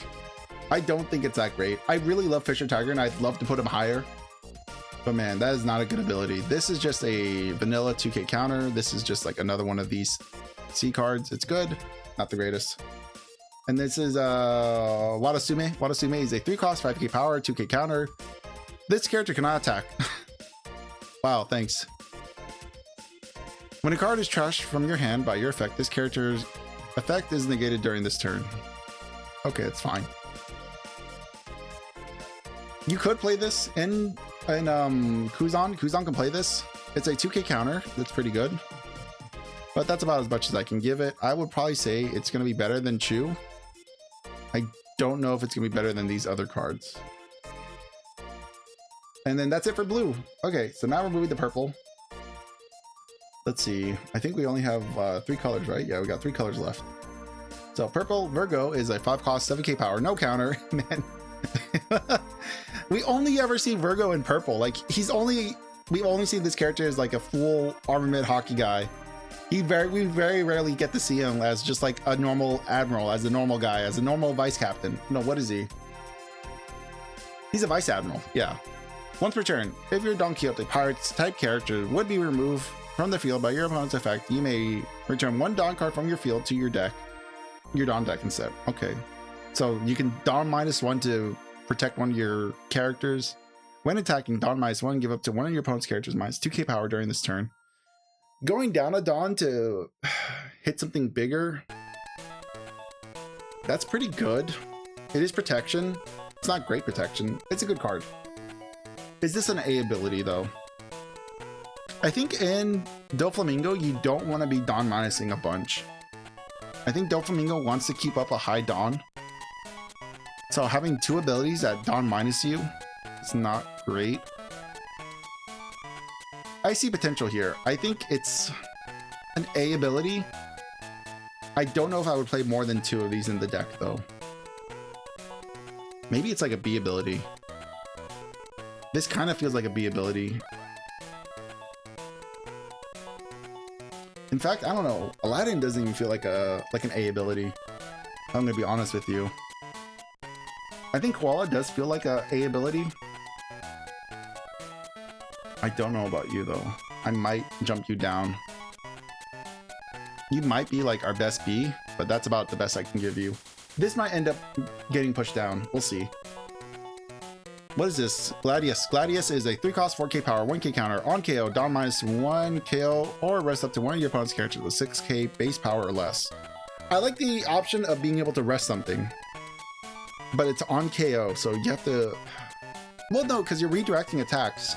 So this is pretty good. This is pretty good.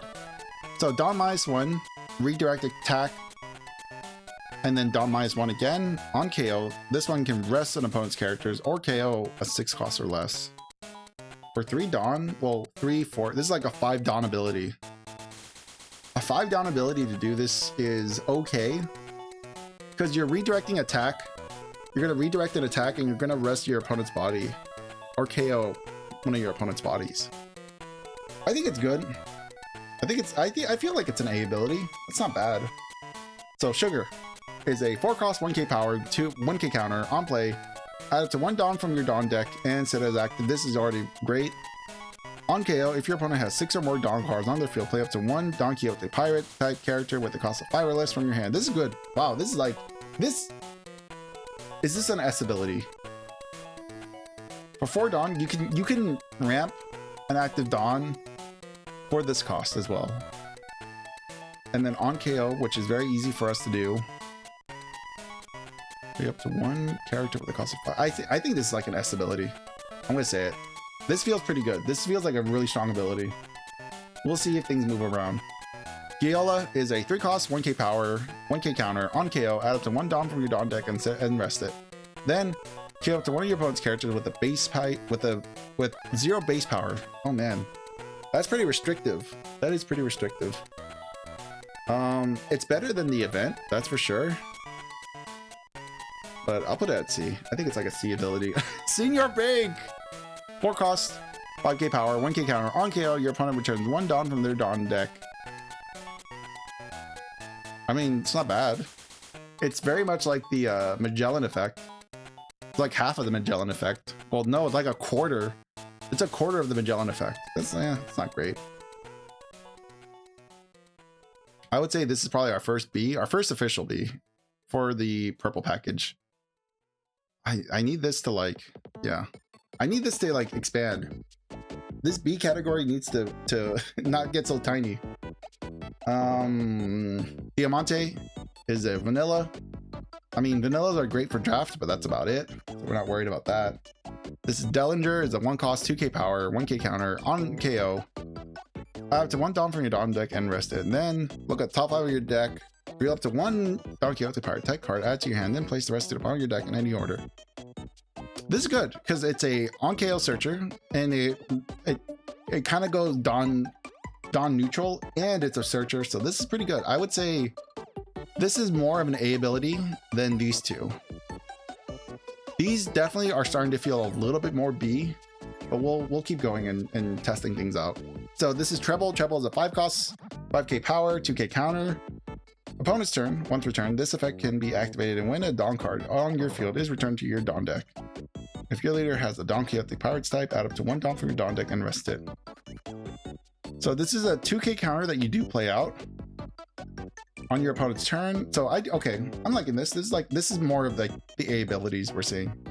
So I'm liking these a little bit more. These are starting to look more like Bs to me.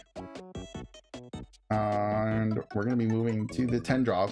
Is Don Quixote Doflamingo is our 10 drop for 10k power, no counter. On play, Dawn -3, choose one. If your leader has the Don Quixote Pirates type, KO to one of your opponent's characters with a cost of 8 or less, pretty good. Up to 3 of your opponent's characters with a cost of 7 or less cannot be rested until, ooh, that's even better. Wow. So Dawn -3, freeze 3 things. This is basically the 10 drop. This is slightly better than the 10 drop. This is great. This is an awesome card. I love that 10 drop. It's a vast improvement from the green one. So 2 costs, 1k power, 1k counter. This effect can be activated when a character is rested by your opponent's effect. You may return 1 Dawn from your Dawn return 1 Dawn card from your field to your Dawn deck. If you do, set this character as active. It's a blocker. I think it's fine. This is it's like an okay card. Don't really want you there. It doesn't matter the placement of these guys. And then we have Pika. Pika is a 5 cost, 6k power, 1k counter. End of your turn. If your leader has the Don Quixote Pirates type, add up to 1 Dawn from your Dawn deck and set it as active. This is just ramp. You're ramping. It's not bad. It's not great. It's another one of these like B cards. Like, I wouldn't be upset if you played this. I mean, it's a card that you could definitely add to the deck. I don't think it's gonna help, but it's not gonna hurt. We have Baby 5. Is a 4 cost, 1k power, 1k counter. On play, add up to 1 Dawn from your Dawn deck and set as active. That's already better. On KO, Dawn -1, add up to 1 card from the top of your deck to the top. Wow, this is good. Holy moly, this is worth playing. Is this locked? This is not locked yet. This is not locked. Yo, this is a good card. Easily better than Sugar. Wow. I'm gonna buy a playset. If you're watching this, if you've watched this far, buy a playset of these cards. This is not leader locked or character locked. This is good. On play, then on KO, on -1. Sheesh. The only downside is that the base power of this character is so low. You cannot swing in with this. You would have to commit a lot of Dawn just to get yourself to swing, just to get something to swing into this. But man, if you can KO this, if for say you were playing this in the purple yellow crocodile deck, you could very easy come my way this card. This is a good card. This is a great card. I'm liking this card, man. Baby 5 never failing to impress me. Most of her cards are really good. Here we have Matchvis. What's his name? Mockvice. It's Mockvice. I remember Mockvice. Monet is a 5 cost, 6k power, 1k counter. On play, if your leader has the Don Quixote Pirate type, add up to 1 Dawn from your Dawn deck and set as active. Pretty good. On KO, draw 2 cards, then trash 1 from your hand. Then add 2 Dawn cards from your Dawn deck and rest them. Man, this is good. This is great. Hold on, let me look at Sugar and compare the two. Okay. Honestly, yeah. Yeah. I like these. I like these too. These are great. And then Lao G is a character I liked up until his final fight. Then I didn't like him as much. So Lao G is a 3-cost 4k power, 1k counter on KO. Up to 1 Dawn from your Dawn deck and rest it, then give up to one of your opponent's characters minus 2k power during this turn. This is fine. In the deck, this is another one of those cards where I'm like, yeah, if you played it, it wouldn't be like the end of the world. I would not be upset if you played this card. And I think I'm honestly just going to move these down here. Because like, these don't feel like they're nearly strong enough to be an A tier. But these all feel amazing in S tier. Those are some strong cards. I'm like genuinely impressed with the Don Quixote package here. I'm happy that this is not leader locked. This is slightly leader locked, but it's fine because it's ramping. This is a great searcher. This is one of our, well, it's a 4-cost searcher. No, wait. No. This is something else. This is ramping. Ramping, and it plays out another character, right? Yeah. I mean, we could technically move Sugar down.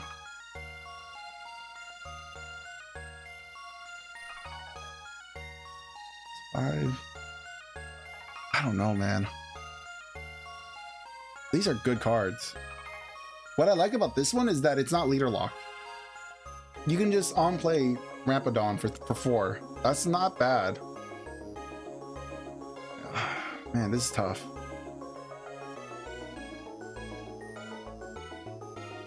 Maybe Sugar is like an A ability, but Monet feels like an S. Yeah, because you're ramping a Dawn, you're drawing 2, trashing 1, then you're adding 2 Dawn from your Dawn deck and resting them, but that's on KO. This one is on KO too. Man, I don't know. These are good cards though. Maybe they're A's. They might be A's. I mean, I might be talking myself off a cliff. But these feel great. These feel awesome. These I'm probably the happiest with. All right, let's move on to black. So black, we have Spider Mice is a 1-cost, 1k power, 1k counter on play, trash 3 cards from the top of your deck. On KO, K up to one of your opponent's characters with a base cost of 1. This is pretty bad. I'm not like crazy about this ability. I mean, is it like, it's probably like okay for Gecko Moria, but that's about it. So this is Oink Chuck is a 2-cost 3k power 1k counter on KO. All your throw mark type characters gain +4 cost until the end of your opponent's next turn. This is a very similar thing where it's like, you know, cost stuff not great. Miss Wednesday, this is such a good 2k counter. I'm actually pretty happy about this one too. Activate main, you may trash this character. Give up to one of your opponent's characters minus one of your opponent's characters with a cost of 0 minus 3k power during this turn. Not technically leader locked, but it kind of is because it can only do it to 0-cost characters. Unless you're being very aggressive with your other black decks, you're really not going to be able to pull this off. But Miss Wednesday is great in the Crocodile list, and you can maybe play it in some other stuff, but you'd be hard pressed. Miss All Sunday, 7 costs, 8k power, no counter. I wonder who this could be. On play, if your leader includes Baroque Works, play up to 1 character with a type including Baroque Works, and a cost of 4 or less, and up to 1 character card with a type including Baroque Works, and a cost of 1 from your trash. So that's a lot of words that, when read out loud, don't really make sense. But it's essentially it's kind of like Gecko Moria. This is essentially just the Gecko Moria card, but for Baroque Works. So we are getting to play a 4-cost Baroque Works character and a 1-cost Baroque Works character from the trash. I like it. Man, I really love this art of Miss All Sunday. Man, oh mama, I'm happy with this one. But what I like about this card is that 4 costs, obviously with within the engine, you can play Mr. 4 within the engine, you can play Mr. 2 within the engine, and you can play, who is it? Miss Valentine. You can play Miss Valentine's off of this. So this is a great card for Crocodile. I don't think it's Crocodile's strongest card, but I think in A tier, it's probably the strongest Crocodile card. But I don't think it's S tier yet. So Miss Golden Week is a 1 cost, 2k power, 2k counter. On KO, draw 2, then trash 2 from your hand. This is good. I think this is really cute art. We don't see a lot of Miss Golden Week. I know she got a cover story. But yeah, I like this card. It's another one of these good cards in Baroque Works. Definitely a B.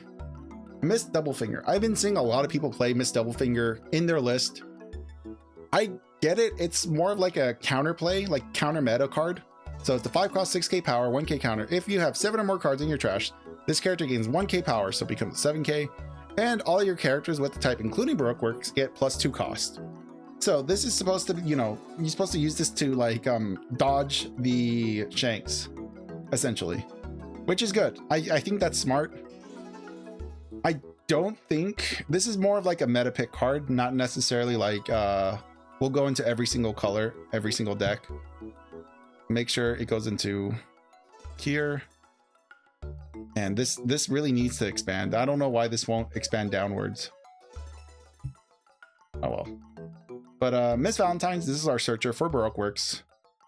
I think this is just good card. No reason to have it lower. This is a 2k counter. So this is Miss Merry Christmas, 1 cost, 2k power, 2k counter. On KO, if your leader has a Baroque Work type, draw 1, then KO to one of your opponent's stages with the cost of 1 or less. This is more of like a tech card, but the problem is it's like stage tech, so not the greatest. I mean, good against Emu if they're playing the 1-drop, but not great anywhere else. This is Ryuma. Ryuma is a 3 cost, 5k power, no counter. On KO, draw 2, then trash 2 from your hand. Trigger, play up to 1 Thriller Bark type, Thriller Bark Pirate type character with a cost of 4 or less from your trash rested. So it doesn't have to be necessarily this card, but it can be something else with the 4 cost or less. The triggers of the triggers of the Thriller Bark are like top tier. Absolutely always worth the trigger. The actual effect is fine. It is a swingable body, but the trigger definitely leaves it at like at a B. So next one is Mr. One Das Bones, 5 cost, 6k power, 1k counter. If there's a character with a cost of 0 or a character with a cost of 8 or more, this character can attack characters on the turn at which it was played. So pseudo rush against other characters. Much lower, much easier bar to clear compared to Miss Wednesday. Miss Wednesday has to see a 0 cost. Mr. Bones here can see a 8 cost or more, which is not bad. And then it gets like pseudo rush on play. Rest up to one of your opponent's characters with a cost of 0. This is where it gets a little more locked into the actual archetype.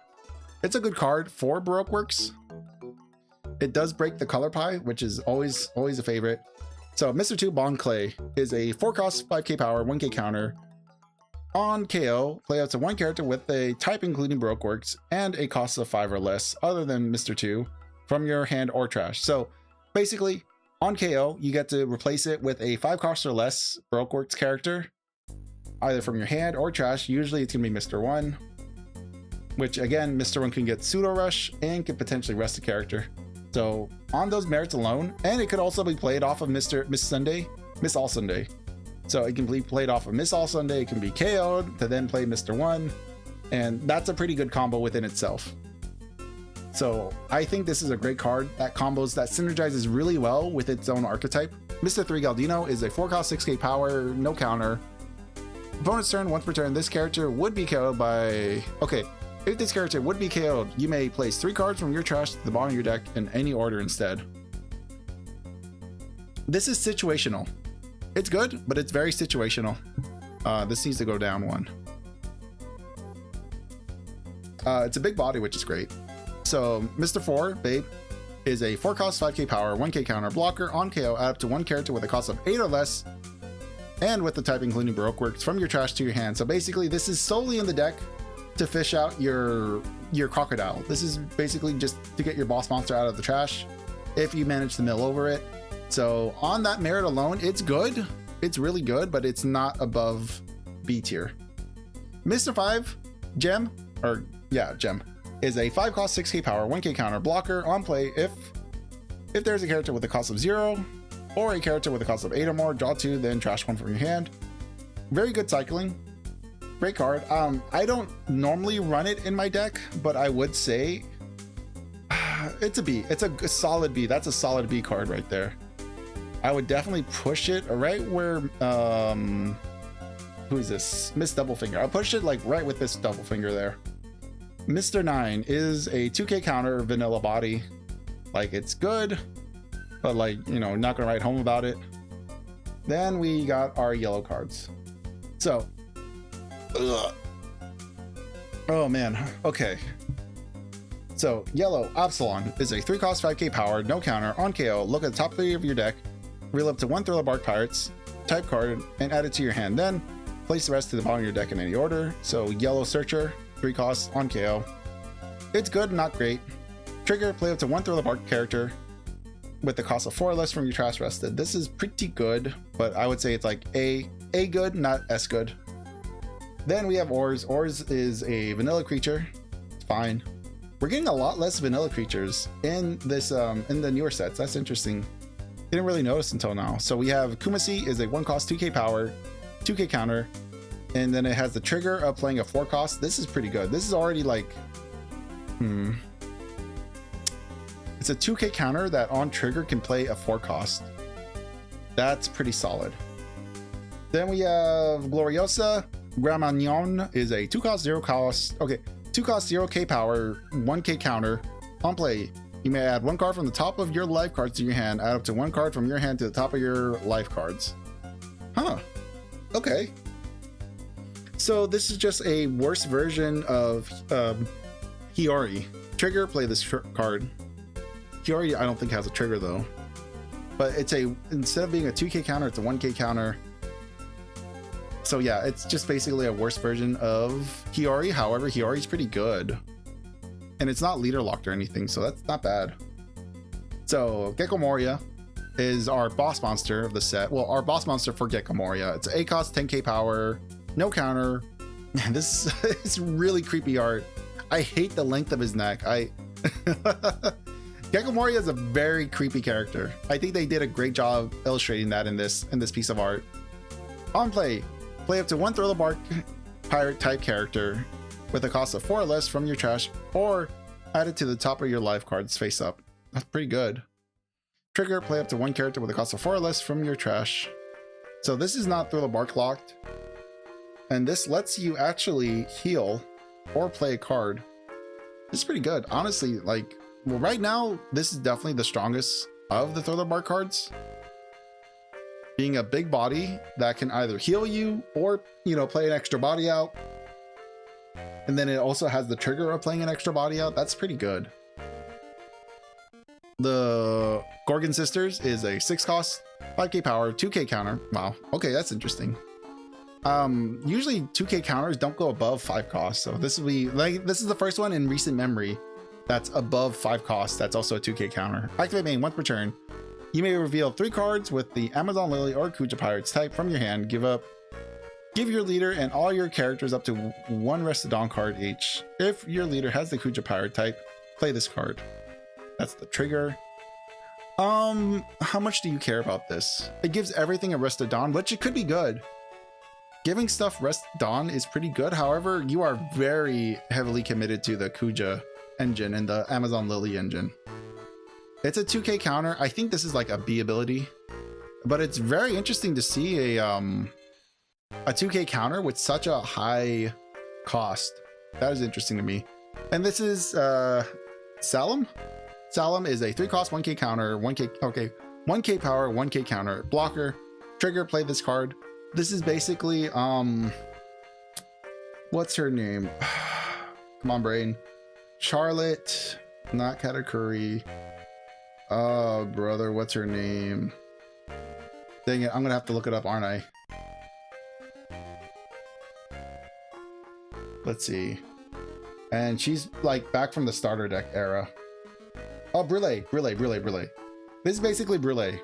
This is modern Brule. This is reprint Brule.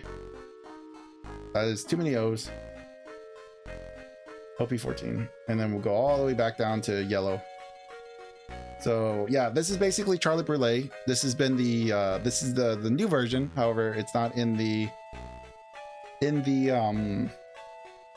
Charlotte in the Big Mom Pirates typing, but it's a good card. Well, it's a decent card. It does have trigger. It's a trigger blocker, which is pretty good. And it's a low cost blocker as well. I do like it. I think that's definitely an A. Shaki Yaku is a 6 cost, 5k power, 2k counter. I definitely, yeah, I recognize this artist. Morchando, I believe. Yeah. 2k counter on play. If your opponent has 3 or less life cards, draw 2, then draw 2 cards and trash 2 cards from your hand. Trigger, if your leader has the Kuja Pirates type, play this card. It's Amazon Lily. I recognize this artist. I mean, I'm pretty sure I do. I recognize that face. That's a very iconic face in the set. I believe there's a Monet. No, is it? Let's see. Monet. This is okay. Monet. Let's see. Hold on. Before I do that, let me make sure she's on the board. If your opponent has 3 or less life cards, draw 2, trash 2 from your hand. This is like a C ability. Art's great. This is she's a baddie. That is without a doubt. That is unquestionable. Is this the same artist I'm thinking of? Hold on. Wait for this thing to load. More Chand. Okay, this one. No. Oh, dang it. I thought these were the same artist. They are not the same artist. Okay. Can I look up artists on here? No, I can't look up artists. That's something that's probably a filter that needs to be added to this, but I don't think it will be because that's kind of a lot of extra work to ask for. But yeah, this is a good ability. It's not something I mean, it's a 2k counter, so give it that. It's a 2k counter. It probably should be a B ability, honestly. Honestly, I would say this is even better than the Gorgon Sisters, because the Gorgon Sisters are asking you to be within archetype, where this is more of a generic ability. Silver's Rayleigh, I've seen this card a lot. I've seen a lot of lists run this in the future. It's being played in most yellow decks now. So it's a 6 cost, 6k power, 1k counter on play. If your leader is multicolored and your opponent has 3 or less life cards, K up to one of your opponent's characters with 7k base power or less. Trigger, activate this card's on play effect. I think this would be an all-star if it wasn't a on KO effect, or if it wasn't a KO effect. The fact that it's KO makes me nervous about it, so I would say this is a great card. It's awesome. I don't think it is a S ability yet, but that's a good card. So, oh man, this is such good. Wait, oh, I think this is hold on. Oh, dang it. No, I should have put her on the board. Hold on. Oh, no. Why didn't I put her on the board? I think this is the artist. Man, because that looks... Ooh, Victoria, you never looked so good. I get it, Hogback. I understand. I don't condone it, but I understand. This is a 3-cost blocker. Play... Okay. We'll put this at A for now, just because I need to look at an artist. I need to look up the artist here. So this is okay. Let's go to Monet again. Is this the same artist? It is. Let's go. Oof, Mamma Mia. God, this lady's got good art. I'm assuming the artist is a woman. I don't think I don't know. I don't know the artist. But Mamma Mia, this is a good artist. If you ever see this name, if you ever see Hagane Tsurugi, okay. Hagane Tsurugi. Oof. 10 out of 10 artists right there. My goodness. They have killer One Piece art, man. They know how to do One Piece women. Love it. Absolutely love this artist. If I could, I would put this at S. This is like a 1k counter, 3 cost. So we're on par already. This is slightly better because the trigger is to play this card. This one is play out a Thriller Bark character from your trash. Rested. This is fine. Man, I can't... Oh man, I just love this artist. I love this artist so much. I love this art style. Man, he draws some gorgeous women. Gorgeous women this person draws. Dr. Hogback.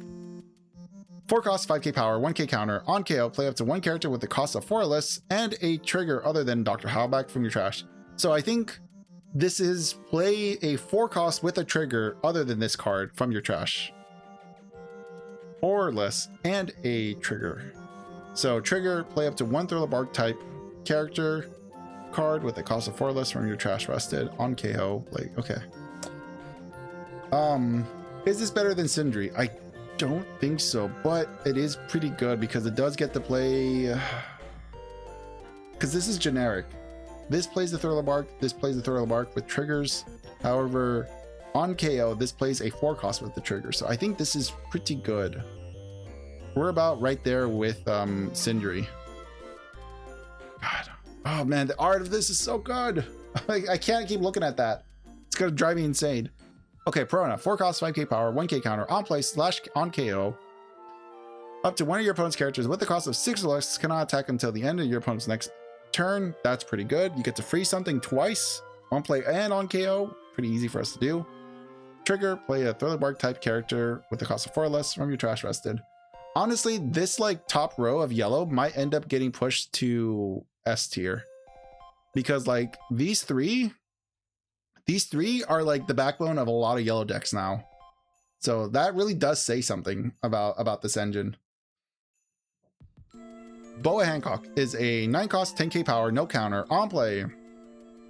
If your leader has the 7 Warlords type, add up to 1 card from the top of your deck to the top of your life, then add up to 1 card from the top of your opponent's life to their hand. So the great thing about this, it's a yellow card that cares about 7 Warlords. Crocodile, as we said in the past, is a purple-yellow Warlord card or leader. And so, which means you can play this in that deck. You get to not only heal, but you get to reduce your opponent's life cards by 1. And then as a trigger, play up to 1 character with 6k power or less and a trigger card from your hand. So I assume this means play a character from your hand that has 6k power or less and that also has a trigger. So this is probably gonna be our S tier yellow card, I think. Yes.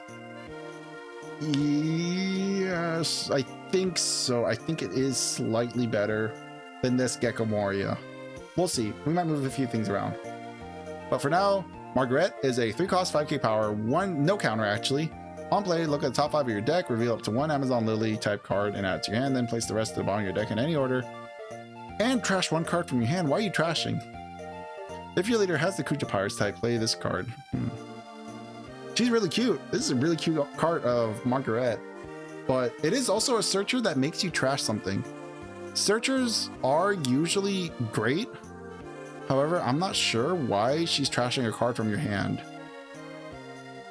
But on top of being cute and being a searcher, she has a trigger. She's 3 costs though. That's kind of high. That's kind of high for a searcher. I feel like, I guess A is appropriate because searchers are great, but anything above 2 is like not what you want to be playing for a searcher. So Ran? Yeah, I think Ran is a 4-cost, 5k power, 1k counter. She's cute. Active and main, once per turn, give up to 1 Rested Dawn card to one of your Kuja Pirate type leader or character cards. Trigger, if your leader is the Kuja Pirate type, play this card. This is good. I mean, she's really cute. So, you know, S for being cute, but I would probably say like B tier ability. Like nothing to like sneeze at, but like not really. Wow. Woo. Rindo. Oh, what? Oh, got me in a cold sweat right now, Rindo. It's a 5-cost, 5k power, 1k counter. Opponent's turn on KO. Add it to 1 card from the top of your deck to the top of your life cards. Then you take 1 damage. Why? Why not just say draw a card? Trigger, if your leader has the Kuja Pirate type, play this card. Add up to 1 card from the top of your deck to the top of your life cards. Then you take 1 damage. I guess because of the way it's worded, if you have you're the one who should disappear on the top of your life, like on the top of your deck, and then you put it into the top of your life, you can then trigger it. That's a very roundabout way of doing this. It's also a 5 cost, but man, she is smoking. That is A+ art. A+ art, but I don't understand why you're doing what you're doing. They'll put you in C, man. You're hot. Man, that is wild. That that threw me through a loop. So Draco Mihawk is a 9-cost, 10k power, no counter, your turn. When this character is rested, up to one of your opponent's characters with a cost of 9 or less cannot be rested until the end of your opponent's next turn. That's really good. On your opponent's attack, once per turn, you may trash one card from your hand. Up to one of your leaders or character gain 2k power during this battle. Huh. So it's, I wish it was 3k power during this battle. The fact that it's 2k is a little bit lackluster. However, this your turn ability, I think, is better than Shanks. Yeah. I think for that simple reason, I would probably put it above Shanks, but that opponent's turn effect is so good. I don't like the second ability as much, but it is nice that you can turn like dead cards in your hand into counter. And then of course it's, you know, it's our boss monster. And then we have probably my favorite card of the set, Crocodile, 8 cost, 10k power, 0 counter, on play. Up to one of your opponent's characters with a cost of 9 or less cannot attack until the end of your opponent's next turn. Then, if your opponent has a character with a cost of 0 or a character with a cost of 8 or more, draw a card. Great. Already replaces itself, freezes a character, basically whatever character you want. On KO, you may trash one card from your hand. Play this character card from your trash. It is never going away. This is probably the top of my S tier list. This Crocodile is seriously a sleeper card. I mean, okay, I know we were supposed to keep everything color coded, but honestly, where is black in the ranking? It would be here. So it would technically be here, but honestly, this card is at the top of my list without a shadow of a doubt. I honestly, it's such a good card. I really like this Crocodile. I want it to be known that this is a card you gotta at least play. You gotta pick up at least a play set of. Like all these other stuff, you don't necessarily, like I would say these two, you probably want a play set of. Even this Jinbei, I would get a playset of. This Arlong's pretty good for a 1-cost searcher. This Shanks is pretty good. You know, these two green cards are great. But like, these are the 2 cards that I'm saying, like, you should probably pick up. Like, when you get the chance, pick these up. They're gonna be cheap. There probably was some other cards. Like, there's some other events I'm pretty sure you could pick up that were good. But these are some of my favorite cards. So either way, I think that is basically everything from OP-14 that we've talked about. Yeah. Some highlights that we can look at. Let's see. Just going down the list, things I want to highlight. This Nami and Perona are cracked. Absolutely pick them up when you get the chance.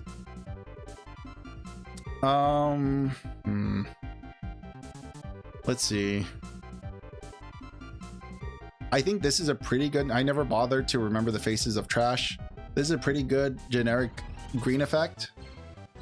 I think there's potential. I don't know if it's going to be outside of Mihawk, but that's a pretty good card. This Boa is a great leader. We're already seeing that. Arlong's surprising twist. Jinbei's great. I already talked about that though. I love this leader. I'm so excited for Doflamingo. This Doflamingo is going to be so good. And some of his support, oh man. These two I'm really excited for. Those are some great cards. His events are like kind of meh. Crocodile, of course, I've been talking about Crocodile all day. And all of his cards are really great. Ground Death, keep your eyes peeled for Ground Death. This is another card. Ground Death, Baby 5, and Crocodile, the 8-drop, are cards you should definitely keep at the top of your buy list.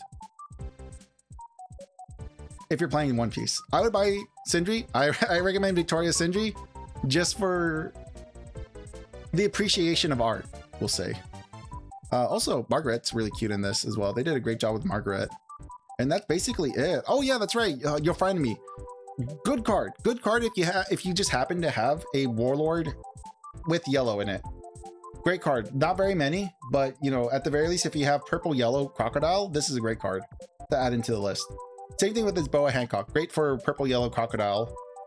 And of course, you know, the Thriller Bark engine is going to be really good in the future. This Thriller Bark little package here is going to be great for most yellow decks. But yeah, there you go. There's some of my recommendations. There are my thoughts and my rankings of where I think a lot of the cards are sitting in the set, in the future set. I think next time I'm probably going to get rid of a category and keep it to just like 4 or 3 categories. Because yeah, this B tier got really small, got really packed, and I kind of wish you could see it better. I'm not going to bother organizing you know, within each category, I think just keeping them color coded is fine. But yeah, anyways, thank you guys for hanging out with me today. That was quite the video, man. We're just past 2 hours, so I'm gonna go ahead and wrap things up. Thank you so much for hanging out with me, and I will catch you in the next one. So until then, sayonara, see you later, bye bye bye bye bye bye bye bye bye. See you, I think maybe next week, unless we play more Pokemon or do Lego stuff on Friday. We'll see about that, or on the weekend, we'll see. Anyways, see you later, bye bye bye bye bye, adios, sayonara, bye bye bye bye bye bye bye bye bye bye.